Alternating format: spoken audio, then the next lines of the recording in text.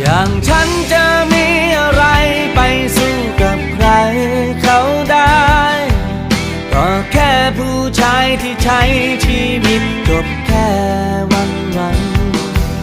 เมื่อเจอคนดีที่เหมาะสมกัน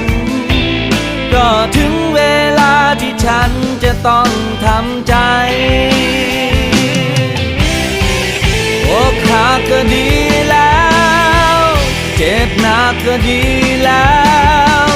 ช่วยทำให้ฉันได้มองเห็นความจริงเพราะหากว่าวันนี้ถ้าฉันไม่ถูกทิ้งอีกหน่อยความจริงก็บีบให้เราแยกทางก็แค่ลำพังตัวเองดูแลแทบยังไม่ได้จะเหลือปัญญาที่ไหน